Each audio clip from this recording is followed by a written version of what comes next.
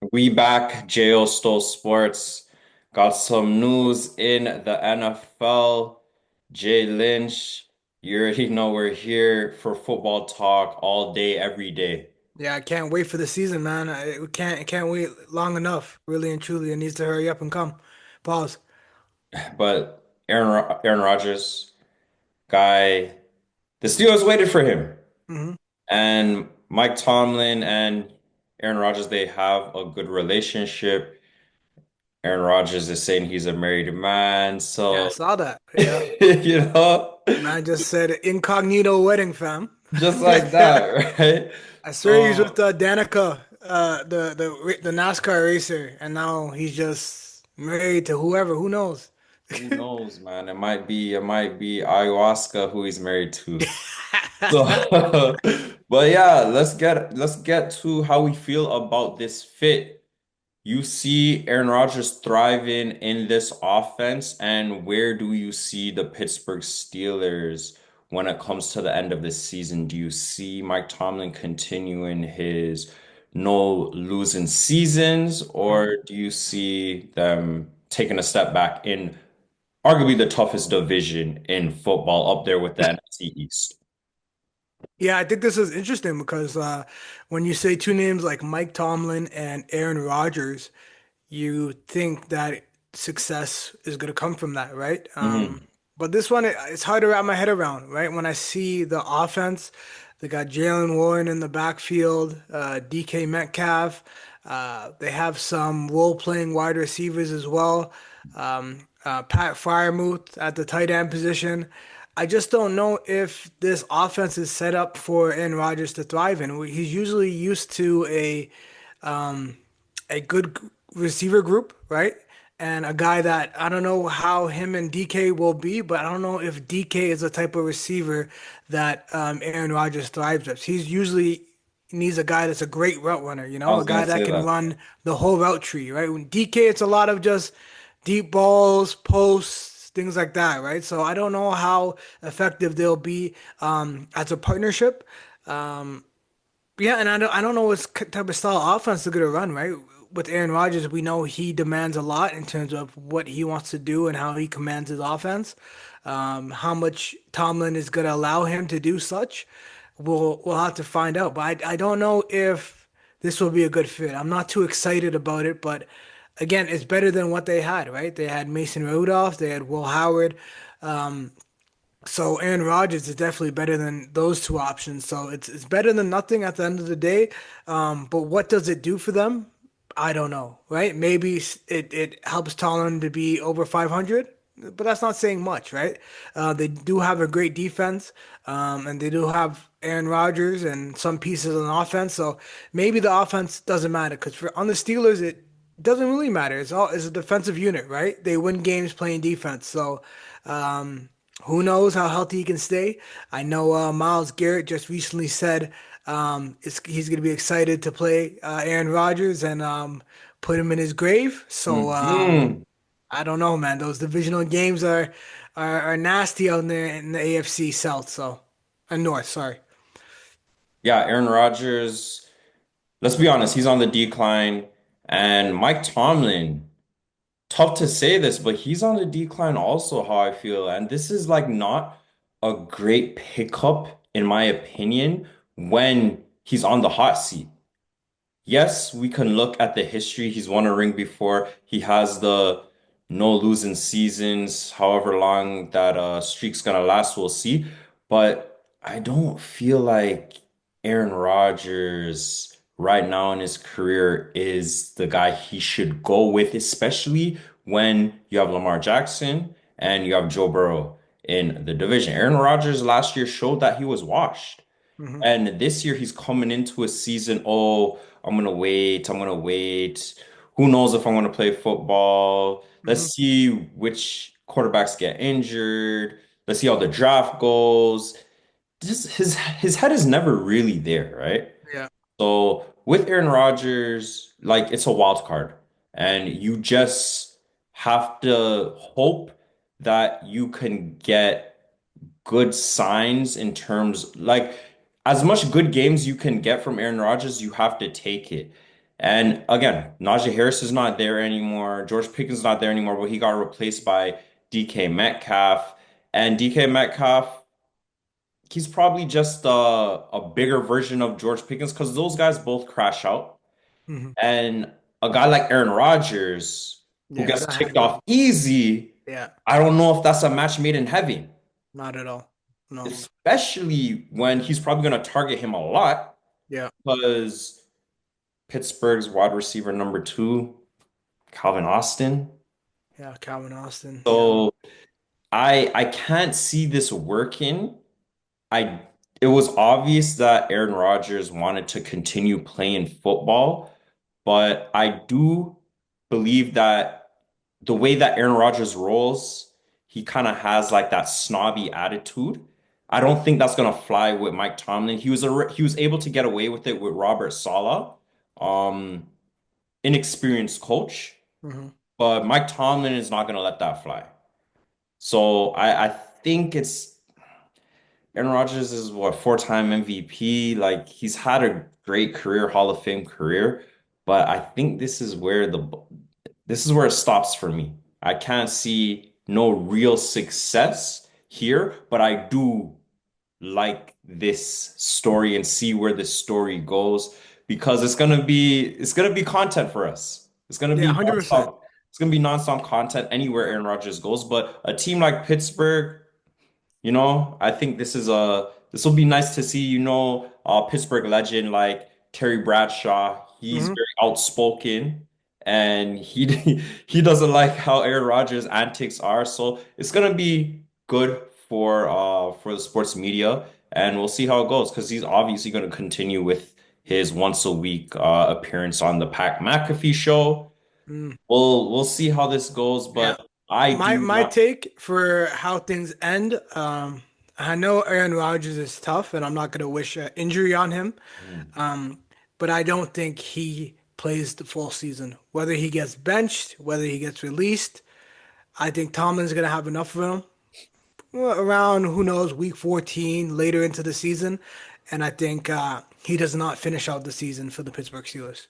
Yeah, I can see them missing the playoffs, and I can see them having, say, like a 7-10 season. I don't know. I can't see too much of them. I can't see a meshing with Mhm.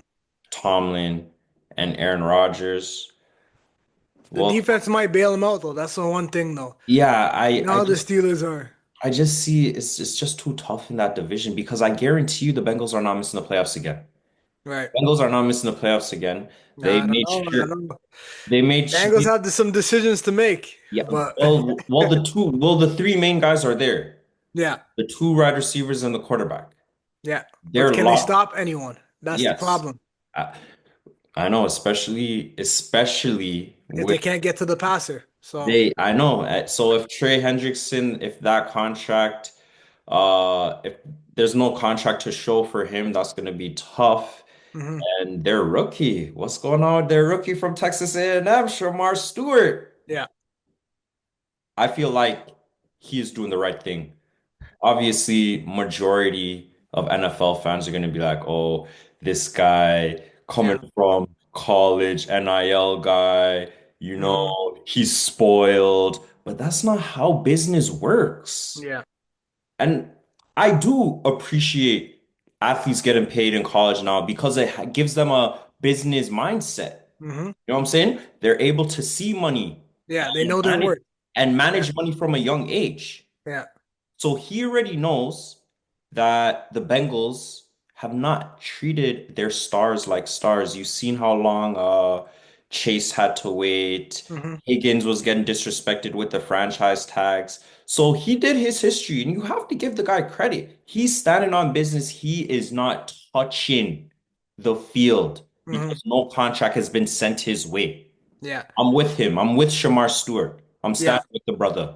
Yeah, and I agree what Trey Hendricks is doing as well because former Saint, back-to-back 17 and a half sack seasons, he's earned his money at the end of the day. And we know how brutal this sport is. one injury, one misstep, and he could be out for the season, right? And that can happen in training camp. We see it all the time, right? We know how training camp works. Eventually, we're gonna see that little runway where there's going to be this guy towards the ACL, this guy towards Achilles, this guy's hurt, this guy's out for the season. It happens every year. So Trey has to make sure that he protects his chicken at the end of the day, right? Mm, He needs to make sure his money is sorted out. So I'm with him. And then as a rookie and Shamar Stewart, again, you were drafted in the first round, right? Just do what all the first rounders get and just, draft up that contract and then let's go. Let's ball. right.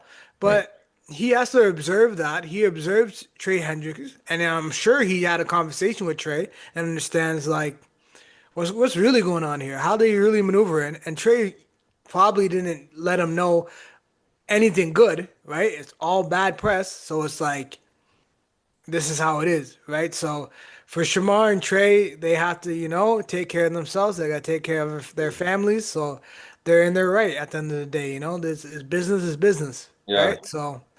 But again, it's not good for the Bengals. Of course, we know the three main guys, they took care of that side of the ball, and the offense is good.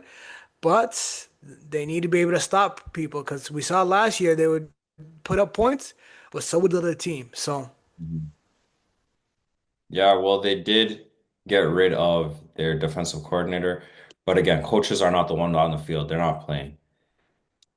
Sticking with the defensive side of the ball, my guy, yeah, Ja, Mr. I- Seatbelt. Come Ja on. Island. He got released by the Green Bay Packers. So I want to know, Jay Lynch, which team do you see as the best fit for him? Yeah. So clearly he needs to go to a playoff contender, or I would even say a Super Bowl contender. Hmm. Um, and there's a few contenders out there that definitely would need help in the secondary. Um, and a familiar face that went from the Packers to this team. Maybe they have a good connection. Maybe they trust Packers corners. And I'm going with the Buffalo Bills. Ooh, they had Rasul Douglas. They had Rasul Douglas, Yeah, right? So having a guy like Rasul Douglas, maybe they like what they did in Green Bay, right. and they like that style of play and how they were coaching them up in Green Bay. So maybe they take a chance and they fill a void in the defensive secondary and pick up a guy like Jaire Alexander and lock down any receivers that they have to go up against throughout the season and in playoffs. So I think Bills should make that move, but I don't know what they would have to do. I don't know how much cap space they would have. I don't know what type of money Jair is trying to ask for. But again, Buffalo has to have a mindset where it's like year to year, we're trying to win the whole thing.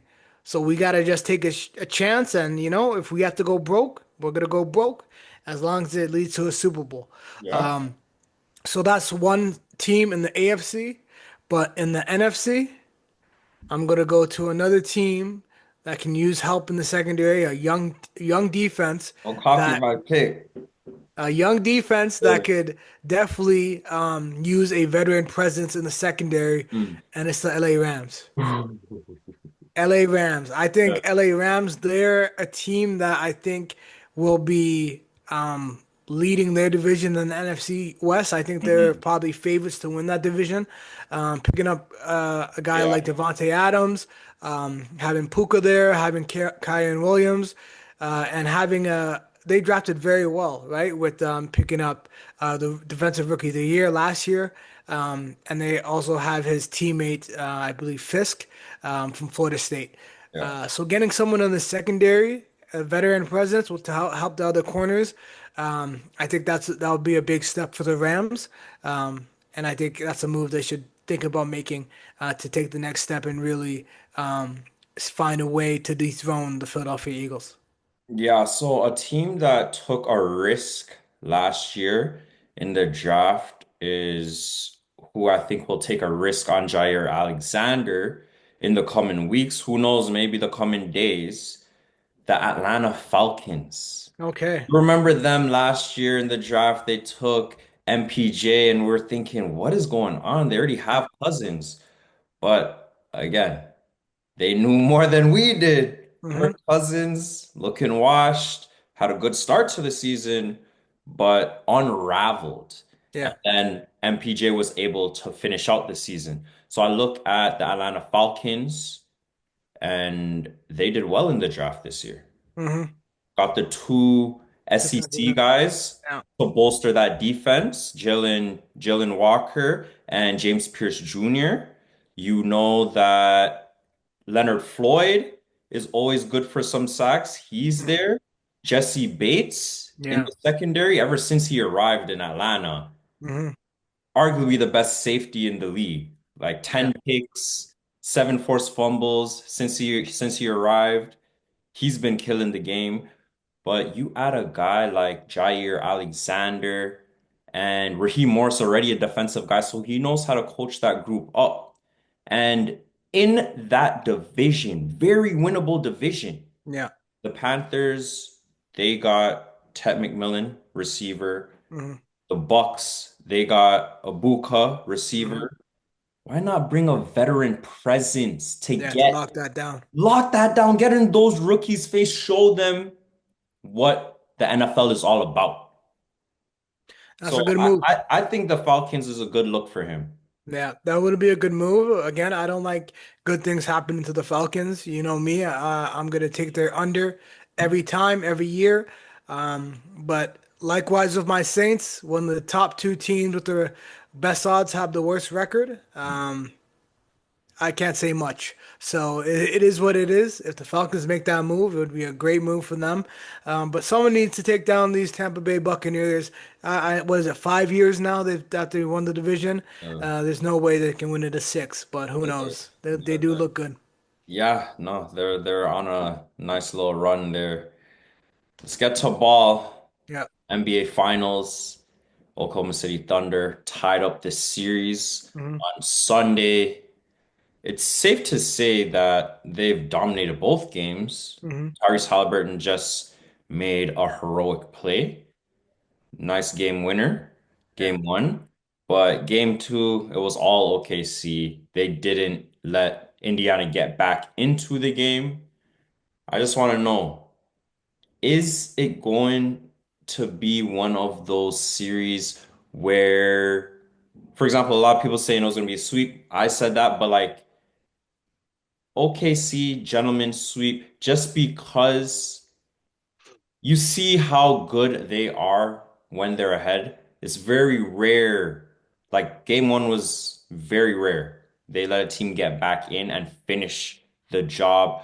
But I think in terms of just their firepower and their ability to have the best player in this series, do you see that being the main thing that continues to happen in this series? Well, looking back at game one and game two, what was consistent was Shea, right? Yep. Shea had back-to-back 30-point games. He was dominant. He was scoring different ways, jumpers, getting to the line, left hand layup, right hand layup, three-level score. And I don't see that slowing down anytime soon. So game three will be very interesting, right? This is a must-win game for the Pacers because I feel like if OKC goes into a hostile Indiana environment where the Pacers are just coming off a loss, Tyrese Halliburton didn't have the best game. A lot of Pacers didn't have the best game. No one scored more than 20 points. Yeah. But that's how they've been playing. I guess even the two things, the one thing I could take away from the Indiana Pacers is Consistent. it's been balanced scoring Yeah, yeah, across yeah. the board, right? Like their seven players are getting like 10 to 15 points Hmm. across the board, which is interesting. We'll see in game three if Siakam could have a 30-point game or if Tyrese Halliburton can have a game like he did in in the New York series where he had zero turnovers and he has a triple double, right? That's what they're going to need, but I just don't think it's possible with this OKC defense, right? We're seeing how the OKC defense is just moving around and getting different ways to get turnovers, right? Game one, it was what, 19 turnovers for the Pacers, Crazy. right? So it was crazy, and somehow Pacers luckily won that game, but that game was an anomaly. But in game two, again, it was the same thing, right? They didn't have as many turnovers, but they were still very just disruptive, right? And it made it very hard for Pacers to get good shots, right? And I mentioned it in our previous episode. I just felt like the Pacers are going to have a trouble scoring, right? Yeah. If they can't run and just get a bucket, and they have to be in the half court set and score, they're gonna struggle, right? And if OKC is able to get back and they're making shots, it's gonna be tough for the Pacers. So I like again, I'm gonna stick with my prediction of a gentleman's sweep. Okay.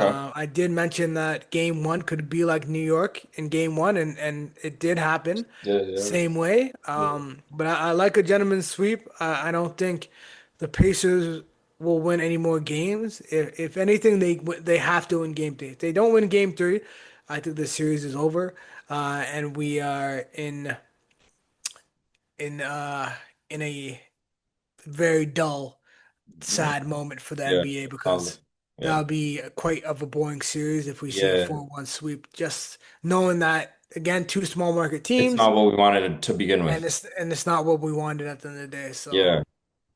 Yeah, yeah. So yeah, the only way it can be a great series for the casual fan is if it goes to like game six or game yeah, seven. But yeah, yeah, really I agree with OKC winning next game. And if they do, of course, I can see it being that gentleman's sweep. So I do think you got it right. I do think they'll win in five now. Obviously, I was wrong about four. But I look at the Indiana Pacers, and you mentioned this. No player has cracked 20 points. And this is the NBA Finals. yeah, So your best player has to play like your best player, or your second best player has to come up big. All of them have just been okay, we can have a mid game. Because you heard what Siakam said and Halliburton said in the locker room, like in the hallway, I think, after that game. He's like, we didn't even play our best. And they still haven't played their best. hmm So how long are they waiting? Because OKC seems like they're not stopping anytime soon. yeah, SGA is not stopping. He's gonna get to the 30-point mark all the time. yeah, And he's doing it defensively also. First game, he had three steals. Last game, he had four steals. So if you have a guy like Alex Caruso even cracking 20 points, that is not a good look for the Pacers. Alex Caruso, former champion, DNO. yeah. It was Lou Dort in the first game, Yeah, Caruso in the second, right? So, and those both games that Pacers should have lost. right. And you have a guy like Aaron Wiggins having a game. And in this matchup, I'm going to always go with Rick Carlisle as the better coach, the more Mhm, experienced coach. But one thing I have to give credit to with uh Dano mhm, is he went with Case and Wallace. They lost that first game, mhm. and then he stuck with Case and Wallace for the second game. Yeah, he did. So there's something he sees that's working. Yeah, yeah. I mean, he did spend some time going double big here and there, Yeah, but he doubled down on Kaysen, right. and it did pay off, right? Yeah. So, So you have to give them credit. They're playing small ball. You're seeing Jalen Williams at the four, mhm, Chet's five. threes at the Mhm, five, and that's the thing. A guy like Chet, when he can stretch the floor, OKC's a better team, and he's not making difficult shots. He had a horrible game in game one. Game two, he didn't have a great game, mhm, but he was able to get into a rhythm. And that's the thing with Shea. Shea is going to get his guys open looks. Is he going to get 10, 12 assists? No, because he has to get his, mhm. but he's gonna get his guys some open looks. If they make it, they make it. If they miss it, he's still doing his job, right? Jalen Williams still needs to break out. But I feel like Siakam and Halliburton, as hard as they're playing, it's not good enough right now. Yeah. And as the two best players on your team that's in the finals, if you can't get going by now, when is it gonna happen? It's not a good look. In the NBA finals, you need your best player to be showing up. If they're not showing up, you can't lift up the other team, your other teammates. So yeah, SGA is just cooking and it's almost looking like it's a lock for finals MVP. Yeah, I mean, yeah, that's a lot. Saying this in game three, going into game three is crazy though. Yeah. But it's just like I what mean, it our is whole right tone now. could change, right? Yeah. Because if now Pacers win game three and it's Mhm. 2-1, then we sound crazy at the Yeah. end of the day, right? Because we don't know what's gonna happen in game three. I'm sure Pacers will shoot a bit better being at home. I'm sure guys like Aaron Nesmith and Nimbard will have better games. Miles Turner, maybe he's impactful and he's able to go at Chet. Mhm. Um, but I just don't. The matchup just isn't great for the Pacers. At the Yeah. end of the day, it's not great. So I don't know. I don't know. I can't. I mean, I can see Pacers winning because the Pacers just find weird ways to win. Yeah. Being down 20, being down double digits, and they somehow make a three, bucket, and they're back in the game. And then Tyrese Halliburton is just chucking up a shot and it goes in. So I can see it happening, but I don't. The one thing that I can be certain of is there won't be no blowout. Yeah. There won't be a Pacers just out to up 20, 15. It's going to be a close game if the Pacers are in the game at the end of the day. And they're Yeah. going to be up a little at the end of the day. I don't see this OKC team going down 15, 20 anytime in this series. If there's a player on the Pacers that can get them on the right foot, off to the right start and to make OKC think, because right now OKC is just playing free. Mm. Is there like a player? Because I'm gonna go with Andrew Nembhard. I don't know if you remember in Mm. that game one. Yeah, yeah, yeah, He was getting in front of he was getting in SGA's face, right?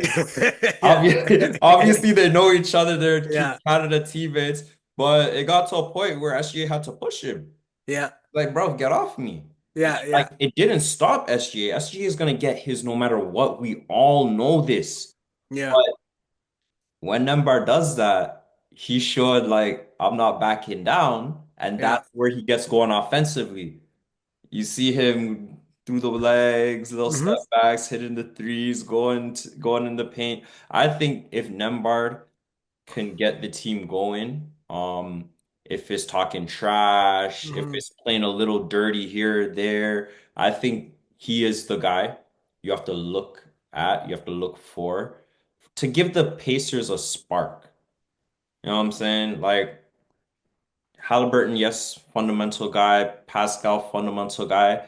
But you need that meta world piece on your team. Hmm. Yeah, to just get in someone's grill. You need Yeah. that. He's one of those guys at Dellavedova just to be that bulldog. 100%. 100, and it worked, right, against Brunson. I just think Shea's a different type of guy. He's cool as a cucumber. So I don't, like, I understand that Shea pushed him, but Mhm. it wasn't a thing where he pushed him and he's just like off his game. Like, I Yeah, think, yeah, like, yeah. it won't really throw him off his game. Maybe he has a bad shooting night and you're lucky, but he's gonna find different ways to score, right? He's gonna attack the rim. He's gonna try to get fouled. Like, he's not gonna just shoot the ball and miss and be like, damn, I can't make a shot. He's gonna find different ways to score, right? So that's why the only difference there is, for me, I'm gonna go with, as we said, like guys like Halliburton and Siakam, they have to go off or they have no chance, right? But Miles Turner has to win his matchup. He has to dominate Chet, right? He can't play like Chet. He has to play his own ball, be dominant, wear him out. If you see that OKC's gonna match you up and go small, you have to be the biggest man on the floor. You have to dominate the board, and you have to ask for the ball inside and punish Chet. right? But again, it's easier said than done because Chet is a good rim protector and he can block shots as well, right? So I think Miles Turner has to be more impactful. He has to get more rebounds and he has to just get 20 points, right? If Miles Turner can get 20 and 10, 20 and 8, then I think it could be somewhat of a difference maker in the game in game three. Yeah, no, I hear you saying. I think those are like two guys that have a great chance of doing that because they're gonna get the minutes. Nembhard and Miles Turner, both two starters. We'll see how it goes. I see you rocking the three lines before we end this. Let's talk about the Nations League final. Yeah, yeah, yeah. Oh, Portugal, they had their game against Spain. Great game. Great game. Yeah. Great game. Went to PKs. Ronaldo had to get off the field, had a little injury there. But I want to ask you, what was your initial reaction when you seen Yamal get subbed off? hmm Even Pedri got subbed off. What was your reaction with that? And how bright is this Spain's future? They're fresh off a Euro, but hmm obviously they wanted this game. They weren't able to get it, so another trophy there for Ronaldo. Yeah, again, amazing that Ronaldo is able to get another trophy for his nation. Mm. Love to see it, just to see the passion, him crying on the sideline. He could barely watch the penalty shootout. Um, but yeah, of course, Spain, they're looking at this like they're trying to go on a Brazil type of run, right? Where they won the Euros and they're looking to win the World Cup, right? They want to dominate international soccer. Yeah, So Spain, I don't know. I understand the Lamine Yamal substitution, the Pedri substitution. Again, it's management. We know that they're coming off for long seasons. The coach, the manager has to manage the players, and of course, he's thinking about penalty shot takers when it comes late into the extra time and going into penalties. Again, I think it could have went either way at the end of the day. Murata came on, missed his penalty because we think Murata. I don't know. He's a historic striker for Spain. I'm yeah, not sure if he leads Spain in all-time goals, but he's probably up there per se. But it's just unfortunate, right? But I thought a guy out of anyone, it would be Morata to miss. He's just not a player that's in form. right. So you would think him coming off the bench, not really into the game, and Not coming fresh. in and just having to take a penalty, it didn't vote well for them. But again, Portugal, all credit to Portugal. I think they played a great game. Nuno Mendes is out of this world. That's He's back in the coming off a Champions League, and he's just won the league, won the Champions League, and then to win this Nations League, he's one guy that is very popular. I wonder if he's going yeah. to stay at PSG or go elsewhere to, not I'm going to say a bigger club, but just a bigger opportunity. Yeah, yeah. I think it's unfortunate for Nuno Mendes because defenders don't get that love, right? We're talking about Ballon d'Or, Dembele, Yeah, Lamar, yeah, Rafinha. But yeah, look at this guy, what he did and who he locked up in the Champions League. Mo yeah. Salah one game, Saka. Saka one game, Lamine Yeah, Yamal one game, and he's doing that two legs. So that's 6 games. yeah, He's had to lock them up. He's yeah. had the task to put the straps on the best players and then gets his Nation League final, gets his treble. hmm Well, he got the treble and then plus this. So he Yeah, got 4 trophies. yeah, So yeah. And yeah, I think he was player of the game for that and game. he was man of the match. Yeah, So a guy like Nuno Mendes definitely needs an honorable mention for Ballon d'Or. If I was a guy that was able to cast a vote, I would give my vote to Nuno Mendes, best left back in the world. He's a beast. But we already know it's the attackers, the attackers, the yeah, attackers. The yeah, guys yeah, who yeah, assist the goals, the guys who score the goals. yeah, Who do you have as the Ballon d'Or? We know Dembele is the favorite. yeah. Those Barca guys are right there too. Even Salah's right there. I think it's tough. Like I really liked Rafinha going in, but then them losing the Champions League, like Tough.